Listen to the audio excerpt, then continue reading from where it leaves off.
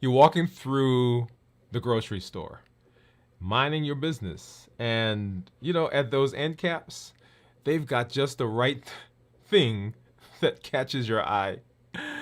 And you go and you pick something up, and you're not quite sure, is this something that's healthy? Do I put it in my cart? Do I take it home? Or even at home, as you are working on trying to improve your health, you're looking through the cabinet, you're looking through the pantry. What do I keep? What do I get rid of? Do I need to throw anything out? Understanding labels, understanding sugars, understanding where they are. That's what we're talking about tonight. Hey, I'm Dr. Dwain Woode. If you're new to me, that's Wood with an E. The E stands for endocrinology. Here on the channel, I educate, I empower, and I encourage you to take charge of your health and your life, avoid complications, and go to the next level. And in this year, new you, I'm talking to adults with type 2 diabetes who want to reverse their diabetes, get off of medication, who want to put their diabetes in remission. And that's the task that we have before us, and that's the path that we're on. And tonight, we are in part 3 of our third pillar of reversing diabetes. Remember, decrease insulin, suppress the appetite, and reduce sugar. And here we're talking about part 3. We're talking about labels. We're talking about food. We're talking about where those carbs, those sugars are. That's what we're spending our time tonight discussing. Hey, if you're new to me as well, go ahead and put new in the comments, because I'd love to welcome you with a hand clap and some music. And let you know that we are happy that you are here. If you do have questions as we move throughout the evening, go ahead and drop those in the comments, drop those in the chat as well, because we'd love to answer those as we go throughout tonight. And I have got to say hi to all of my folks who are out there. I do see some of our community members hanging out already. I see Steve. Steve is saying hello. Teresa said, hey, doctor and everyone. Steve, hello, Teresa. And then, of course, Teresa, hi, Steve. Glad that you guys are out there. If you have been following us, you know where we are. We are in the third pillar of our reversing diabetes. If you've not done so, make sure that you get back and you look at our previous show, which was part 2, right? So there are 3 parts to this one so far. And then, of course, the previous pillars that we did, decreasing insulin and then suppressing the appetite. Awesome. And you know how we do it here, right? I've got in front of me some things that we're going to take a look at. I've got my glucose meters that are off to the side. And then, of course, right below me, that is my Dexcom Clarity report that we will take a look at a little later. Okay? All right. So if you are out there, I should say if you're out there because you're listening to me, right? in the chat, I want you to put a yes or a no, right? Yes or a no. And here's the question. Are you comfortable reading food labels? Are you comfortable reading food labels? Yes or no? Okay, so that's the first question that we're gonna go into. And food labels, and that's the discussion that we're having. And in order for us to understand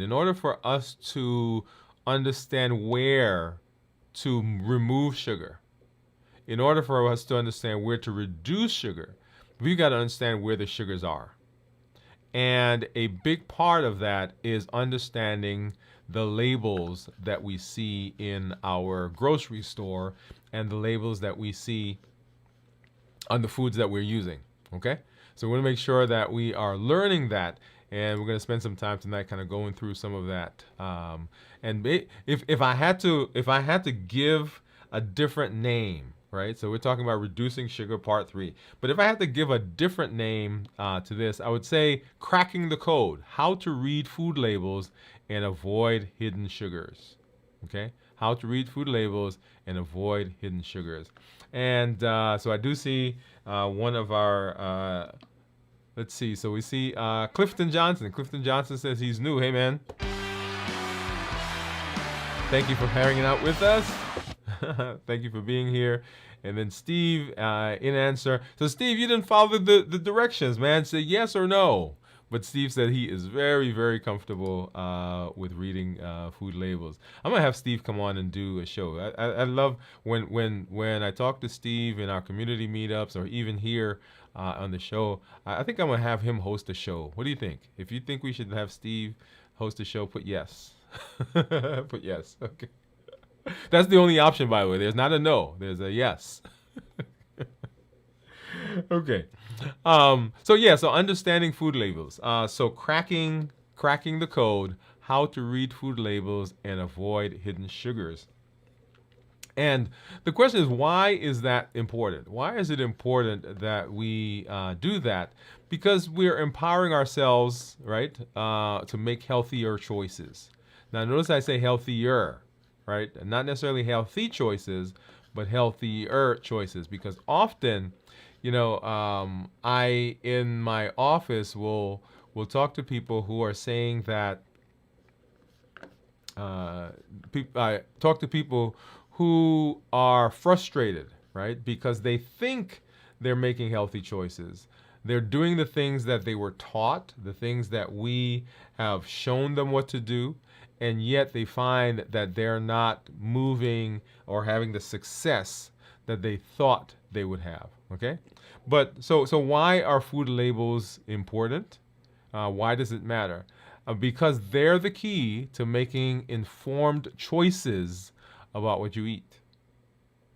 Right? So you want to pause there. Without food labels, and this now we're talking about labels for things that are I was gonna say processed, but I'm gonna change that phrase because there are some things in boxes that are not necessarily processed, but they're packaged. And so they have to have labels. But other than that, other than you walking up to a tree, for example, and picking something, or you going out into the field and reaping something, or you going out to your garden grabbing something, and all through the process, taking that thing from the time you picked it up to your plate and into your mouth, everything that goes between that has somebody else touching it. And if it's a packaged food, then you got to understand what's going on with the packaging and the labels that are on it. Okay? So number one, they're the key for making informed choices about what you eat. Number two, for reducing sugar. Right? So we want to reduce, that's one of the pillars, right? So we're reducing sugar intake and improving your overall health. Now, we're talking specifically about sugar, but there are other things that are on the label that are important as well. A lot of it actually has to do with the metabolic spectrum of diseases. Now, I want you to notice something. And actually, this is an epiphany that just came to me. This was not in my conversation. This was not in my thoughts. When you're looking at food labels, so we're talking about metabolic disease, right? Metabolic diseases, diabetes being the prototypic. But remember, there are all these other metabolic diseases that we can talk about. But diabetes is the ultimate one, and anything that we do that can fix diabetes, we can extrapolate to all the others. Okay, let me make that point. So when we talk about food, we've mentioned this idea of food as medicine, and the packaging, the labeling, go directly to metabolic disease. Now, there are some other things that you'll put on there, like phenylketonuria and phenylalanine and those types of things that are for some specific diseases. A lot of them also fall into the metabolic spectrum, but that's a whole nother conversation. But when we're looking at that label, the label is specifically designed to address metabolic disease, diseases of lifestyle. Okay? So remember that. All right. So number one, they're good. It helps you to make informed decisions. Number two, for helping you to reduce your intake and improve your overall health. And then foods may contain hidden sugars that can derail your health goals if you are not careful. Now, And so hidden as in maybe intentionally hidden, or hidden as in just they're buried somewhere. I mean, however you want to think. Not necessarily conspiracy theorists, but right. Some of it is probably intentional, right? So understanding food labels very very important for what we are doing in this space. Because remember, what we're working on is working on reversing diabetes. So if we look at food labels, and you'll see one there on the screen. So understanding the basics, understanding the basics. So there are essentially 4 sections that I want us to pay attention to, and they are as outlined. So nutritional facts, right? Serving size. And we'll come back and talk through some of these. So serving size. And then, right? And then the calories that are in there, total calories. And then we begin breaking that down according to the daily recommended values. And this is where we get total fat, cholesterol, sodium, total carbohydrates, protein, and then vitamins and minerals. And then down at the bottom, you will get the ingredients. And so these are sections that I want you to begin paying attention to. So serving size. Let's start there. So serving size. The serving size is your main base for what you're going to do and how you're going to read the label. So serving sizes tell you how much of that product, the nutritional information on the product, is based on. So when you're reading the label, right, that label is based on one serving size. Often, okay. Now sometimes they'll do some interesting math, but generally speaking, serving size is based on one serving of that particular product. Now sometimes you'll see on the box or on the can or on the container or on the bag, whatever it is, there'll be 2 rows or 2 columns, right? So everything in the bag has this, but then if you want to do one serving, you'll do this. And if you're not careful, a lot of people will end up reading the one serving size column and think it relates to or applies to the entire container, and that's not the case.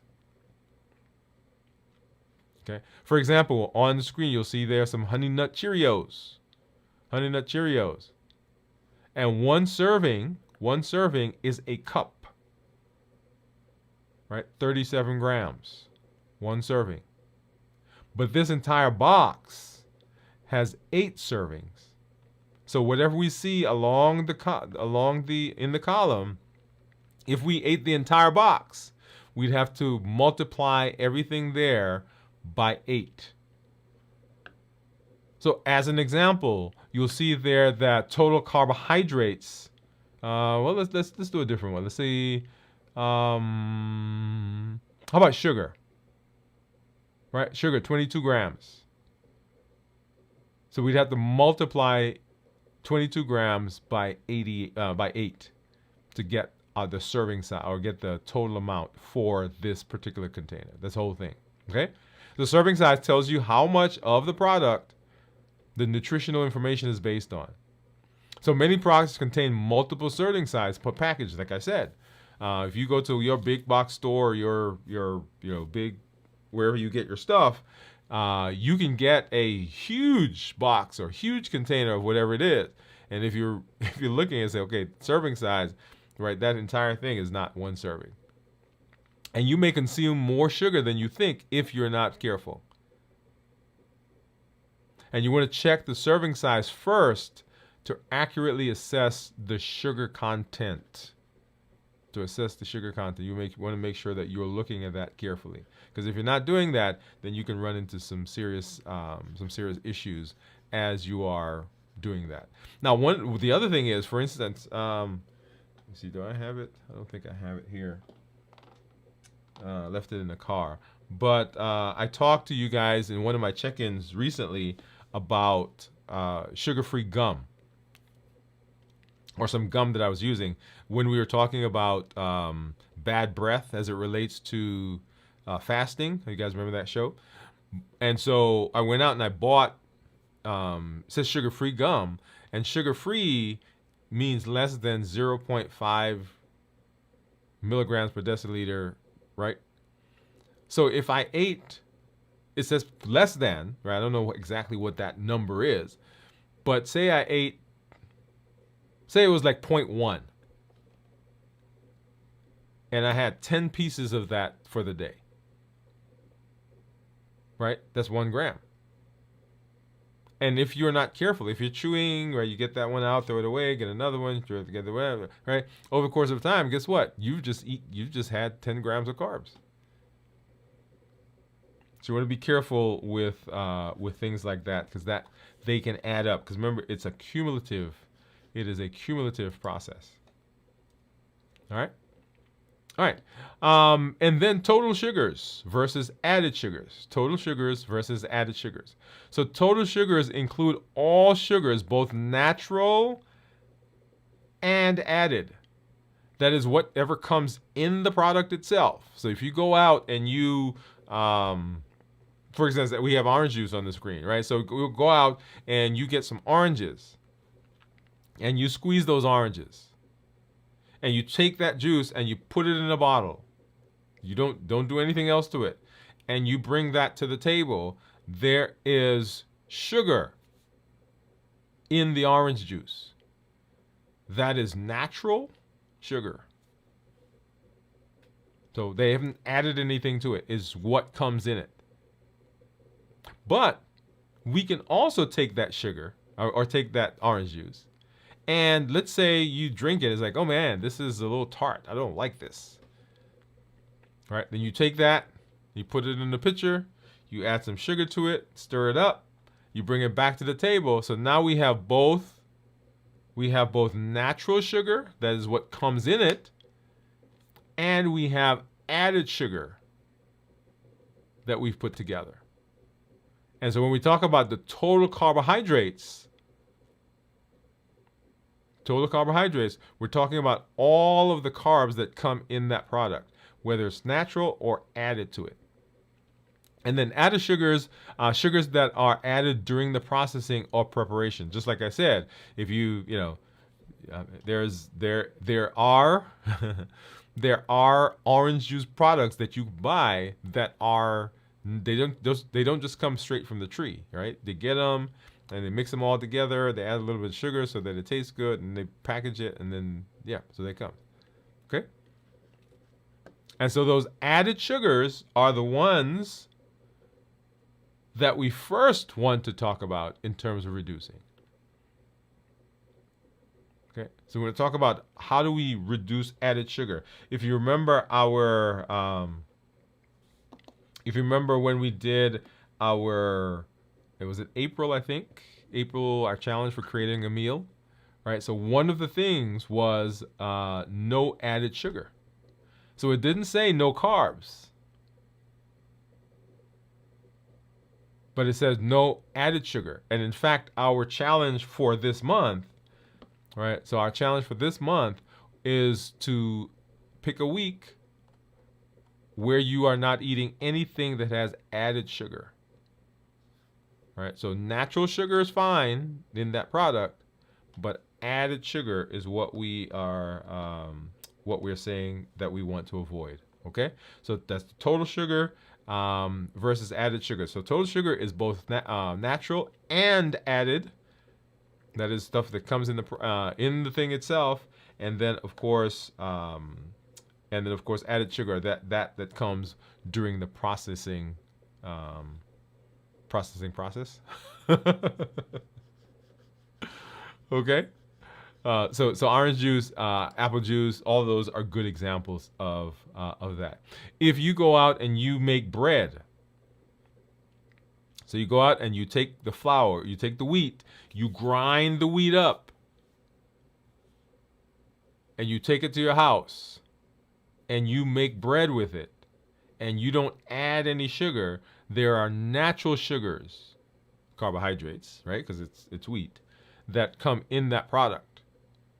So you've not added anything to it. Daily percentage. What do they all mean? So the percentages show how much of a nutrient is in one serving of that particular product. Right? So if I ate one can, one box, one container, one bag of whatever that is, if I ate one serving, let me not say bag, if I ate one serving, the amount of that particular thing that's in that serving is what the daily value percentage shows. And this can help you see how quickly a food can add up in a particular area. So if I want to see how much protein I'm eating, I want to see how many carbs I'm eating, I want to see how much sugar I'm eating. So you can look at it and say, hey, this thing says that one serving is 10% of my daily, so theoretically I could eat 10 of these. Or my goodness, this thing says it's 25%. All right, so you want to be careful, and that will help. So you want to aim to keep your added sugar intake below 10% of your total daily calories. Below 10%. So if you're doing 1,800 calories, right? So that's 180. Now I tell my clients that I want them south of 145, because 135. So if you do 45 grams of carbs per meal, that's 135. And usually I want them less than that. Okay? But 135 is a place to be. Most Americans will eat about 1,800 calories. If they're on a specific meal plan, then they'll bump that down to 1,700, 1,500 sometimes. I don't tell people usually to go below 1,100 or 1,200 calories, right? We can have a whole discussion about that. As you know, we've used fasting as a tool, and during the process of fasting, overall you're actually decreasing your calories more than that. But on a calorie restricted diet, that is a diet where you're eating every day, I usually don't tell people to go below 1,100 calories. All right, so that's the daily percentage. And so hidden sugars. Hidden sugars are a huge issue, right? So sugar has many names on food labels. There are over 60, actually there are over 80 different ones. So common names, high fructose corn syrup, dextrose, maltose, agave syrup, and more. So knowing these names can help you spot added sugar even when they're not obvious. And you'll see some of the names, some things that you've known, right? Sucrose, high fructose corn syrup, and everybody talks about that because that's a big one that we find in lots of different things. It shows up in places that you would not even believe, right? So high fructose corn syrup. There's dextrose, of course, glucose, and fructose. Remember, table sugar is actually a combination of glucose and fructose. We talked about that in our show a couple weeks ago when we talked about monosaccharides, disaccharides, and polysaccharides. So table sugar is a combination of glucose and fructose that gets broken down in the body into those components. And then glucose goes on to create energy in the body. That's the whole ATP. Now, fructose is an interesting one, and I've got that on the list for one of the shows that we're going to do, because the only organ in the body that can process, for the most part, fructose is the liver. And so it is a major contributor to fatty liver disease. That's fructose. And so if fructose is, then guess what? Guess where most of us get it? We get it from table sugar. whether it's, you know, us adding sugar to our food or to, you know, stuff on the table, or when we cook, we add it, or we go to the grocery store and we add it, or it's in, you know, products that are using it. All right, so we're getting a big burst of fructose. Of course, there's maltose. Let's go back over here. There's lactulose. There's maple syrup. Now here's a place, and I don't know that I have that anywhere, but a good place to talk about this. Sometimes you'll see something that says natural. And the implication sometimes is that because it says natural, that it's low sugar. And it can be deceiving, right? Because maple syrup is natural. Honey is natural. But I sure can sweeten something with honey that will curl your toes. Right? So just because it says natural doesn't mean that it is completely healthy in the way we are discussing. Okay? And of course, cane sugar. A lot of our sugar nowadays doesn't come from cane. If you remember, that's where it originally came from when it was brought into our consciousness and used in Europe and so forth. But much of our sugar now is created from beets. So not cane. There's corn syrup, right? And that goes back to high fructose corn syrup. Agave nectar, right? Once again, that natural, right? That natural thought. Sorbitol, brown sugar, coconut sugar, raw sugar, right? And you'll see some of these sometimes listed in the natural products. Evaporated cane sugar juice, invert sugar, honey, maple syrup, barley malt, rice syrup, caramel, right? So all of these are names that you will see. Fruit juice concentrate. So that's an interesting one, right? So they take the fruit juice, they concentrate it. Basically, they, you know, have you ever been to the store? You go into the freezer section and they got either the frozen orange juice, well, that's a concentrate, or apple juice, or whatever kind of juice it is, or, right, so they will distill it down, and so now it's almost syrupy, and you can use that to sweeten stuff. Like one of the stores that, well, I haven't been there for a while, but if you go into some certain stores, they'll have the little drink containers that you can get, and you can go and you can, you know, get a glass of whatever it is, and then next to it they have the sweeteners, and you can use the sweeteners to sweeten your drink. Or if you go to certain coffee places, right? Certain coffee, I won't call names, then you can have them put 2 pumps of whatever into your drink. And then, of course, things like mannitol, right? So those are all names. Now, this is not the list that I'm showing you is actually a small part of that list, because like I said, there are probably 80 different names that you can see on the food labels. Okay? And then understanding the ingredients. So not only do we want to be able to see the label, not only do we want to understand what's there, but we also want to understand ingredients. So the ingredients are listed by weight, with the most prominent first. That is, when they weigh it, the thing that was added to it, or the thing that's in it the most, is listed first.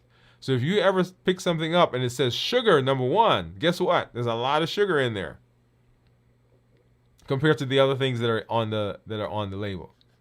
Okay?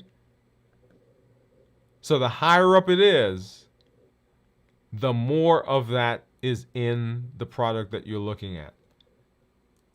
So when you're looking at labels, not only do you want to look at the nutritional content, you also want to look to see where, and here we're talking about sugar, where the sugar falls.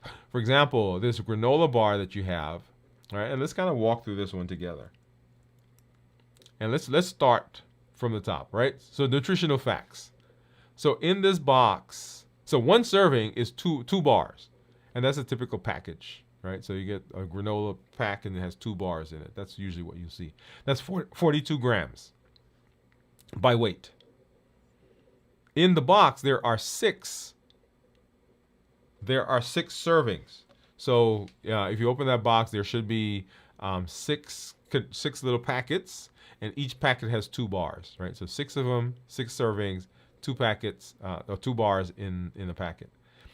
100 calories. So 100 calories per serving. That means that each bar then has 50 calories to it. Each bar has 50 calories. Total fat in one serving is 3.5 grams. There's no saturated fat. There's no trans fat. There's no cholesterol. Right? So where does cholesterol come from? Cholesterol typically comes from animals, right? Sodium. There are 70 milligrams of sodium in that serving, in those 2 bars. And that's 3%. That's 3% of the daily allowable or daily recommended percentage. Okay? And then how many carbohydrates? So 15 grams of carbohydrates are in that serving. So each bar, because there are 2 bars in the packet, so each bar is 15 grams. Each bar is 7.5 grams of carbohydrate. One serving, 2 bars, is 1 gram of fiber. And there are 6 grams of sugar in that particular serving. Notice of the 6 grams are added sugar. So when they created this bar, the bar naturally had some carbohydrates in it. Remember, that's the natural sugar. But then they added to it, and that now produced a higher sugar or higher total carbohydrate content. So this is always an interesting one to look at, right? So if I look at the product, 15 grams of carbs, we're going to skip the fiber for a minute and just go straight to the sugar. So 15 grams of carbs, 6 of those carbs are sugar, right? So 15 minus 6, right, is what? 9. So 9 grams of carbs are in that product. And it's a higher carbohydrate content because we added to it. We added 6 grams of sugar. Or there's sugar in it, and 6 of those are things that we added. So if you ever want to, and this is just a generalized idea. I don't have a formula for it on the screen right now, but if you ever want to figure out how high your blood sugar will go based on something you eat, if you take the total carbohydrates minus the fiber and then multiply that by 3 or 4, right? Multiply it by 3 or 4. So for example,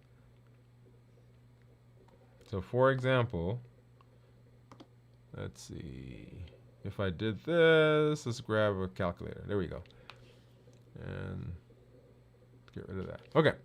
So in the and you can't see the other screen, but in the one we were looking at, there were 15 grams of carbs. If I subtract 1 gram of fiber, that leaves 14 grams of carbohydrates, right? So 14 grams. And if I multiply this by either 3 or 4, and the range is actually 3 to 4. So if I did 14 times 3, I get 42.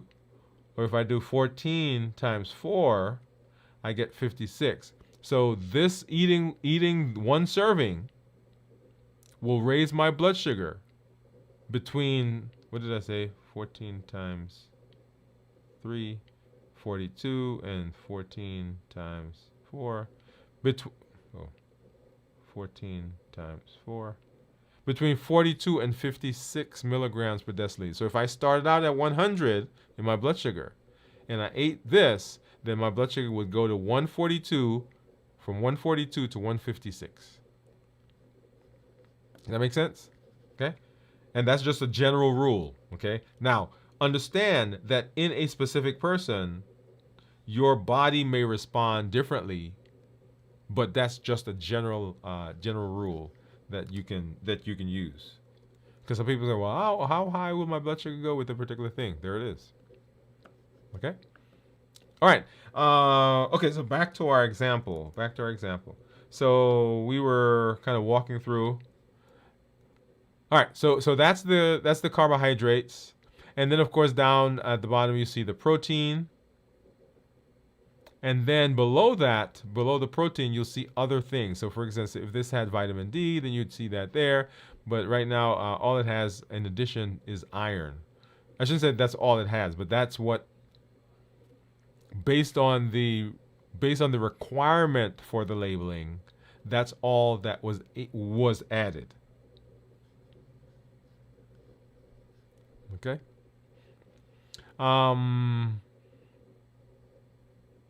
And here, if you look at the bottom, that little note, it says that the percentage daily value tells you how much nutrient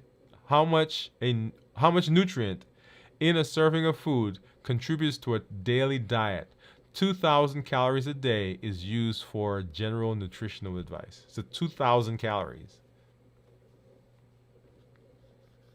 So 2,000 calories. So, right? Remember we talked about 1,800 calories, right? So this is saying that they're using 2,000 calories. And then, of course, if we look at the ingredients, so what are the ingredients here? It says whole grain oats, right? So it's granola. Number 2 is sugar. Number 2, sugar. So oats and sugar. And then, of course, we've got canola and or sunflower oil. We got rice flour. And look at this, right? So we've got honey, right? So 2 sugars, or two sources of sweets there, sugar. And then there's salt. And then there's brown sugar syrup.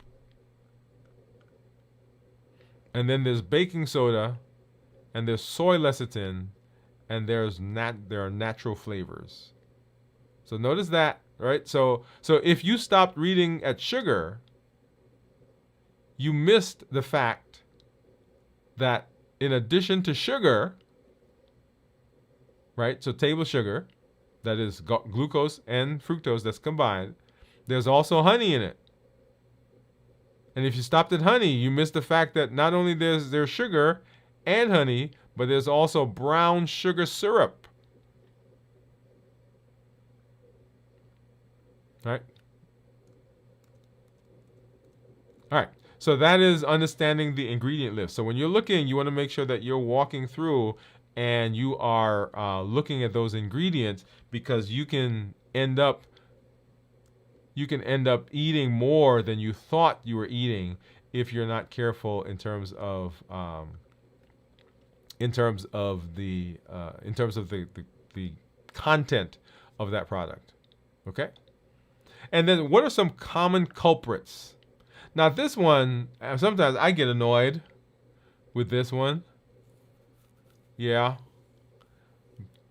And that's just because I don't read sometimes. So even healthy foods can be loaded with sugar. Right? So you go out and you say, okay, you know what I'm going to do? I'm going to have a burger, but I'm not going to eat the bread. I'm going to create one of these healthy burgers. So I take some lettuce, and I get some tomatoes, and I get some onions, and I get some, what else you want to put? Some pickles. And I take my hamburger patty and I put it on that, so the lettuce is going to be my wrap, my bread.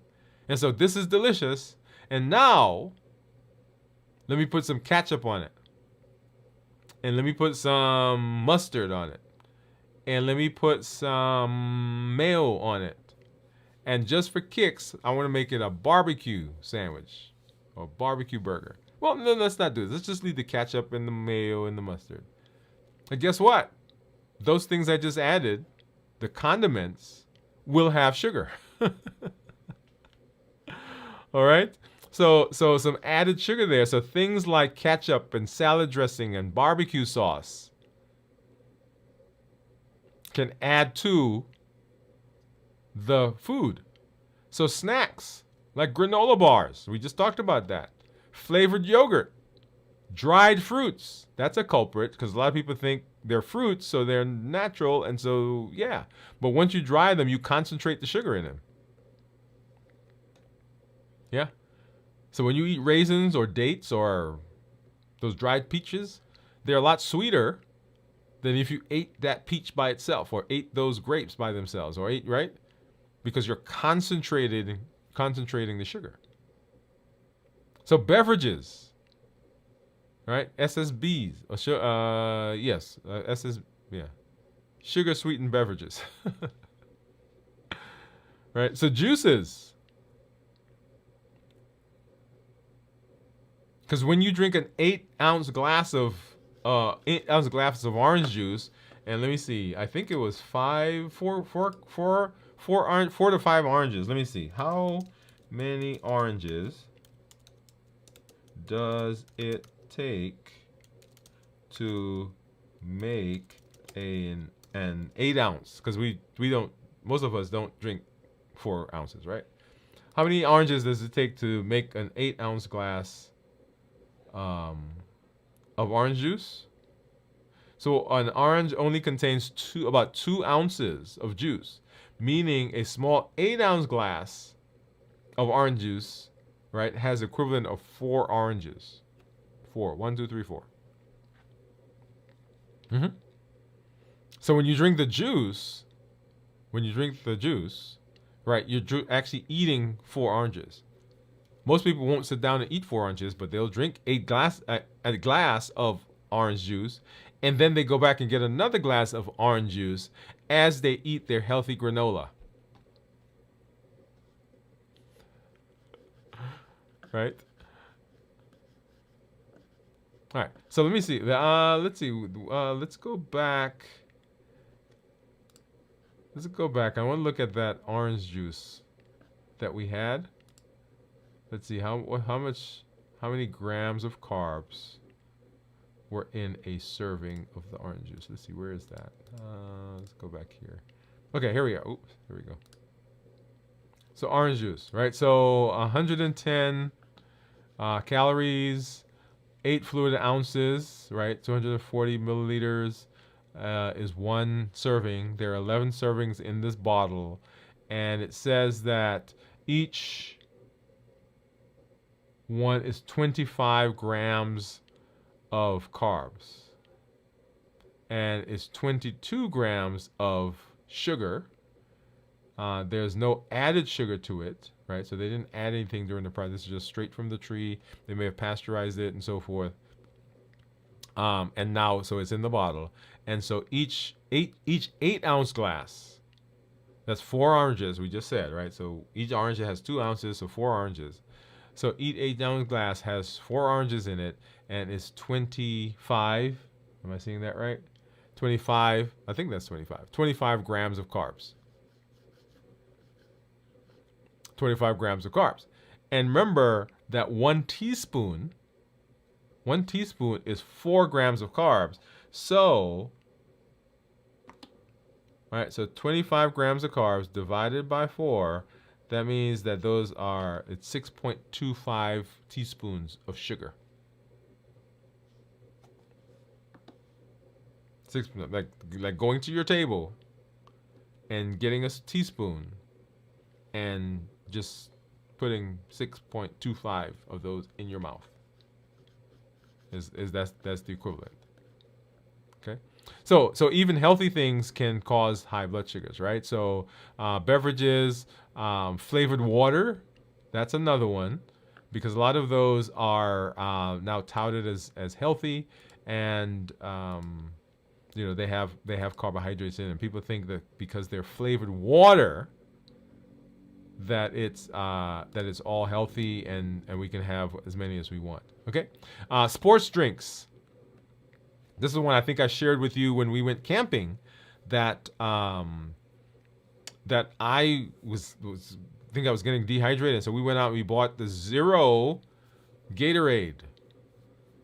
Yeah, and started drinking it and just watched my blood sugar start climbing. Yeah. All right.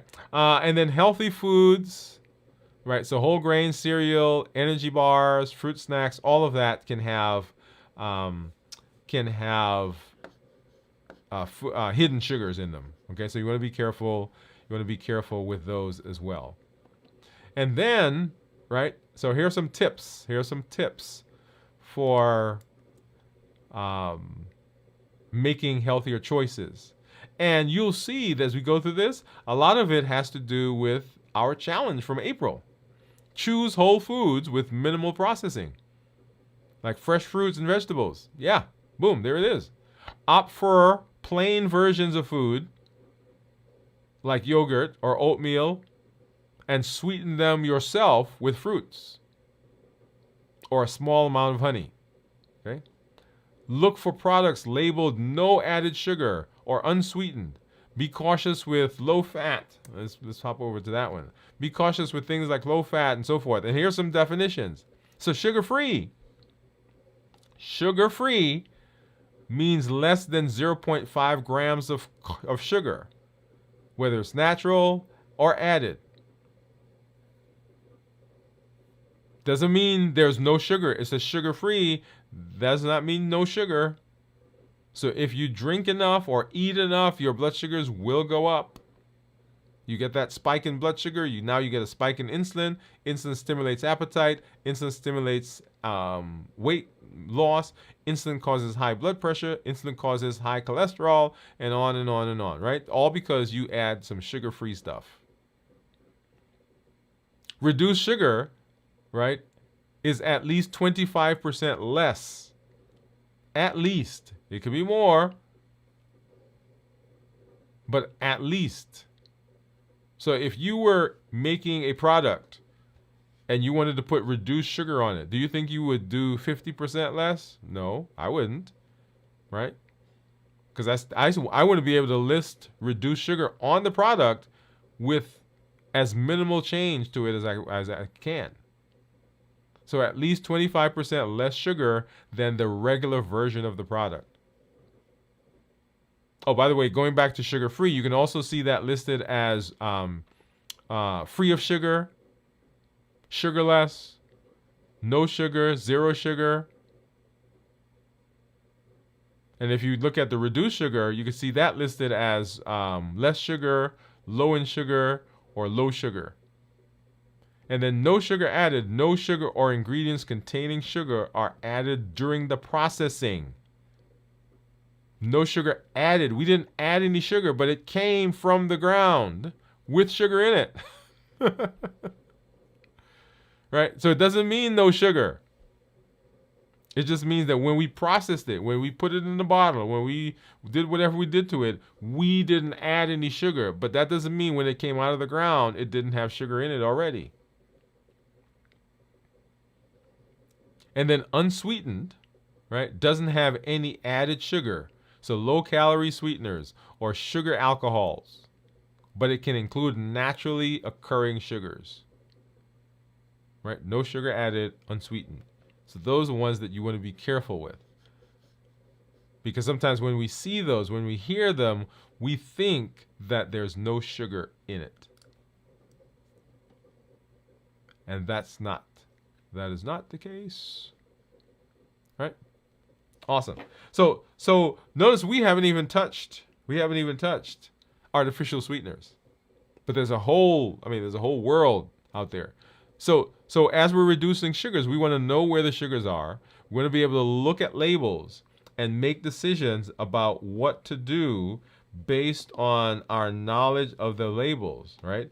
And when you're looking at labels, you want to make sure that you are paying attention to all those things, all those areas that we talked about. So the nutritional facts, so the serving size, the calories, the daily recommended percentages, and then the added sugars down at the bottom, because those are the places where we can run into trouble if we are not careful. If we're not careful there. Awesome. All right. So let's see. Here we are. So Steve said, of course, he said he was very comfortable. Pamela, hey Pamela, how are you doing? She says hello, and Pamela says no, and I think maybe you're answering the question whether you're comfortable with reading labels, and I hope that this kind of added some information for you in terms of where, or gave you some comfort. Okay. All right. So Steve, by the way, thank you for doing that, because I almost have forgotten that we had not looked at blood sugars. So let's see. Let's hop over. So here is my Libre. Actually, let me pull up my Dexcom. Hold on. There it is. Get rid of some of these other apps that I have opened up, because you guys don't want to see all my stuff in the background there, right? Okay, here we are. So let's look at my Libre. So here's my Libre.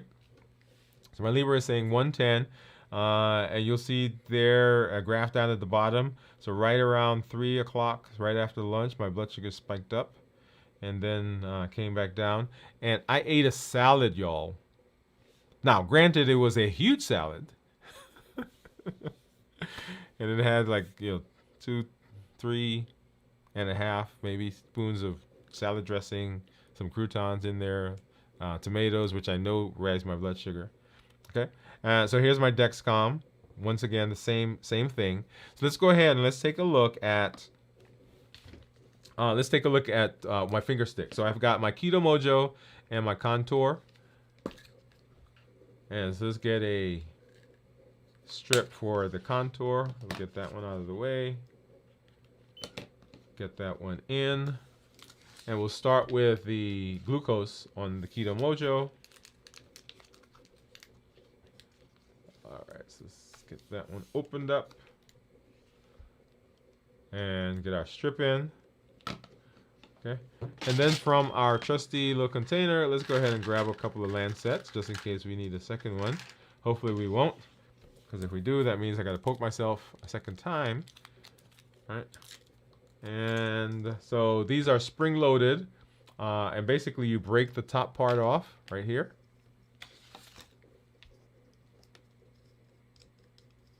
Boom, boom, boom. And let me change my scene, so I'm going to do it here so you can hear it and see it. So let's pop that. Hopefully that gave me a good... All right, there it is, yep. Gave me a good drop of blood. Let's get that started. Keto Mojo. Get one for the Contour. So 119 for Keto Mojo. And then the Contour says that we are 114. And of course the Libre says 110. And the odd man out, of course, is the Dexcom.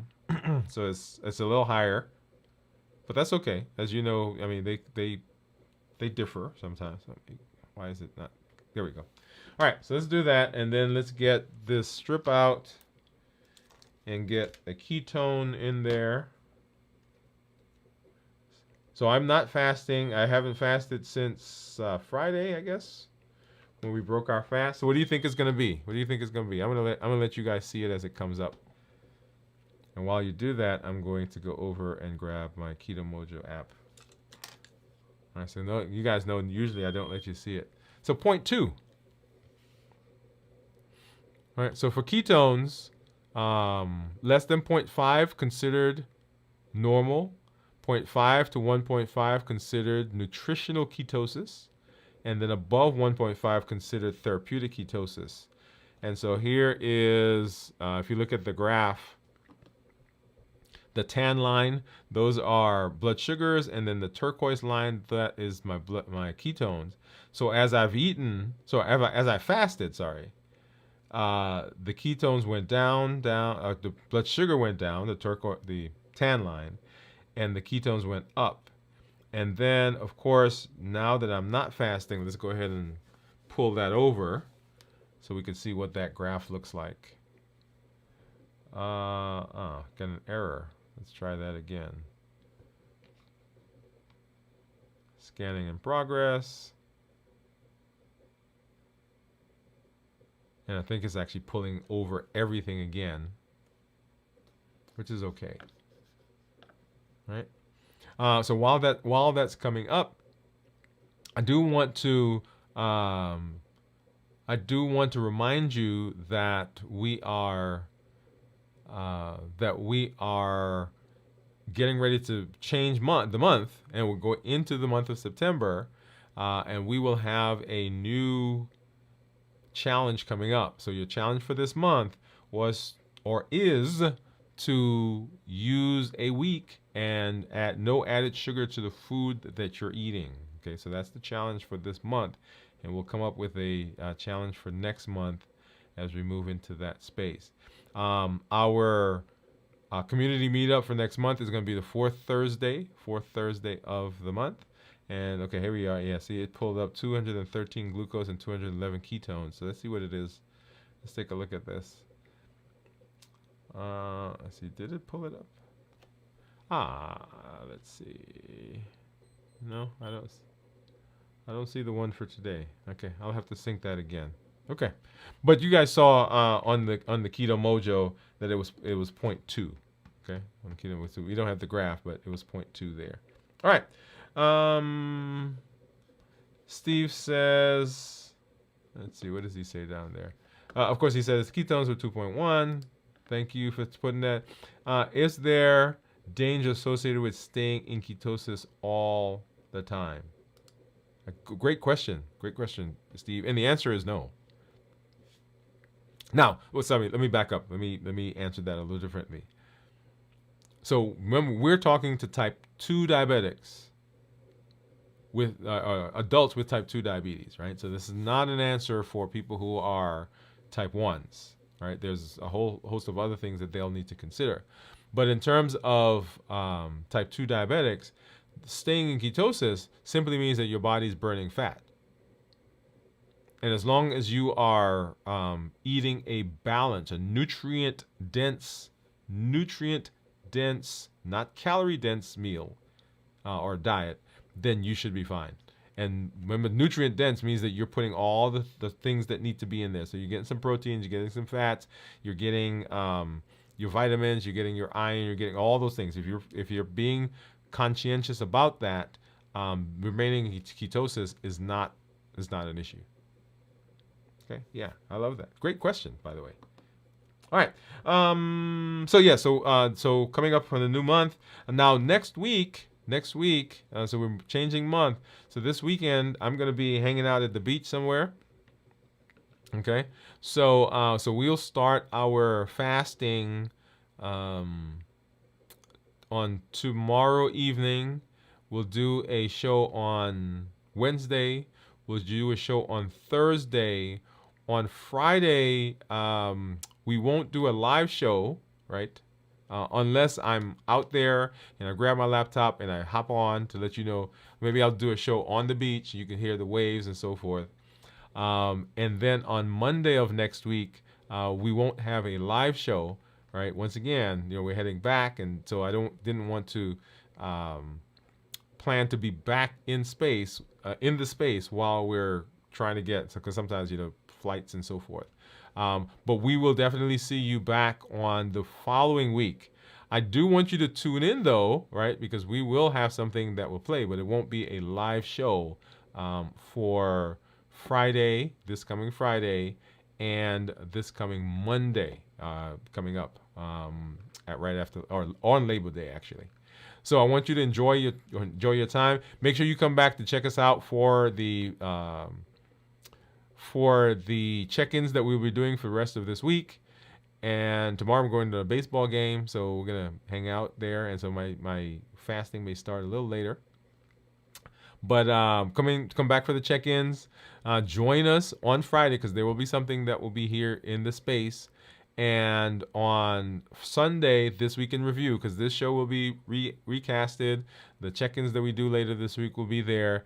And then on Monday, we'll have something for you as well. So make sure you come back and join us and hang out. And I look forward to hearing and seeing what you do over the holidays. I'm always excited. As I said, we here in this space are working to reverse diabetes, and we do that because we understand that we have unlimited potential. We have the ability to make changes. Within us is the power to chart our health destiny. We do that by the Triple E formula for success. We educate, we empower, and we encourage. We educate with the shows that we do, the blogs that we do, the podcasts that we do. We empower with the tools that we are learning. And we encourage with the community that we are creating. We educate, we empower, and we encourage. That's the Triple E formula for success. And then remember, as we're moving through the space, as we're moving to success, there are some things that we will encounter that can derail us, and these are given by the HEAT model. Habits, emotions, access, and taste. The reasons why we eat. These are food triggers.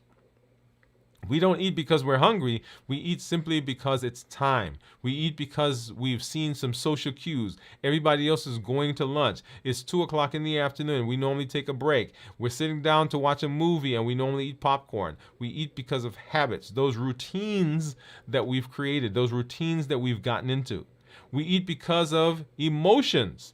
Whether we're happy or sad or tired or bored or frustrated or mad all of those will cause us to eat because the food is a buffering activity. What I mean by buffering, we're eating it to buffer us from whatever that is, that feeling that we have. And then we eat because of access, simply because things are around us. We weren't hungry when we passed through the kitchen or by the kitchen, but we saw that bowl of fruit. We weren't hungry when we passed by the coworker desk, but we saw that bowl of candy. We weren't hungry when we went to the grocery store to pick up some stuff, but we saw that end cap with the food. And we eat because of access. And then we eat because of taste. The perfect combination of sugar, of salt, of fat, the bliss point. So when we eat something, we say we can't just eat one. We're going to eat more. And remember, we're never chasing the food, but we're chasing what the food does for us. The memory that it brings back, the calm that it brings over us. That memory of that time when we went to that place where we ate that thing and we felt that way. We're chasing not the food, but we're chasing what the food does for us. So the HEAT model, those are the triggers. And we are working right now for reversing our diabetes, and the pillars are decreasing insulin, suppressing the appetite, and reducing sugar. And right now we are working on the reducing sugar part. Go back and watch the shows that we did on the previous. And when you show up in this space, call to action. Number 1, join the challenges. Don't let them just be things that you hear, that you listen to, and you put them on the shelf.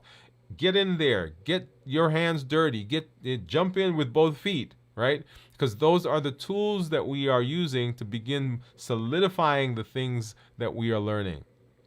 When you show up, tell your story.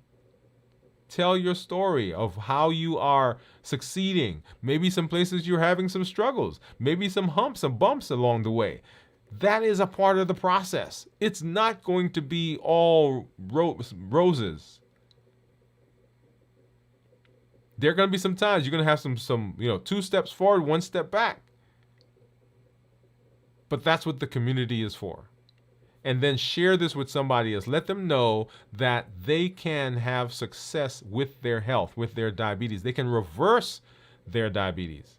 Remember, there are over 1 billion people on the planet that have diabetes or pre-diabetes. You can be a voice of change in your community, in your family, at your doctor's office, at your church, at your community center, among you and your sister and them, and brothers and mama and everybody. You can be the voice that says, hey, we're not going out like that. We can make a change. Send the link. Say, hey, let's go watch this together. I love it. Love it. Love it. And as I always say, I'm happy when I am here with you. Always excited to be in this space, right?